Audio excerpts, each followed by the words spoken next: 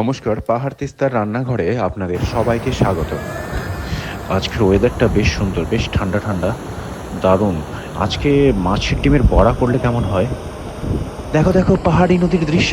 বর্ষাকালে জলস্ফীতির কারণে ফুলে ফেঁপে উঠেছে নদীর জল, হালকা বাদামি রঙের এবং তার স্রোত অত্যন্ত প্রবল। আহ, কি সুন্দর ওয়েদার! এই ওয়েদারে মাছের ডিমের বড়া তো সেই লাগবে।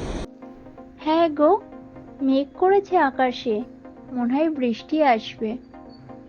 তাহলে আজকে মাছের ডিমের বড়াটা একটু অন্যরকম করে করি, বুঝেছো? ভাত দিয়ে তো খাবো না, শুধু মুখে খাবো।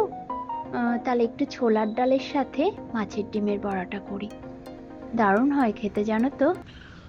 হ্যাঁ হ্যাঁ, বেশ, তাই করো। ছোলার ডাল দিয়ে মাছের ডিমের বড়া করতে লাগবে মাছের ডিম দুটো, বড় সাইজের পেঁয়াজ কেটে নিয়েছি, আর ভেজানো ছোলার ডাল, আর কাঁচা লঙ্কা, আর আদা রসুনের পেস্ট 2 চামচ নিয়েছি, আর নুন হলুদ।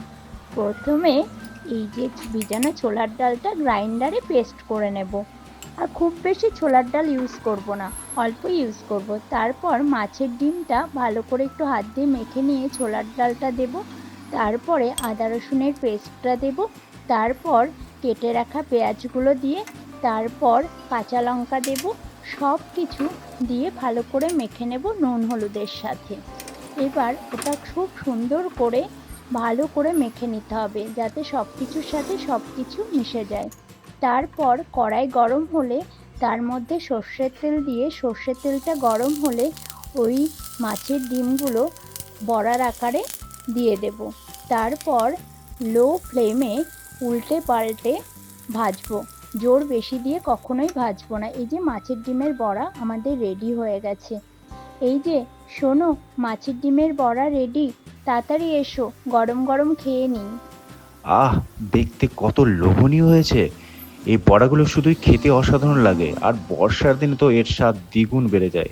আপনারা এই রেসিপিটি বাড়িতে অবশ্যই চেষ্টা করুন। কেমন লাগলো আমাদের কমেন্ট করে জানাবেন।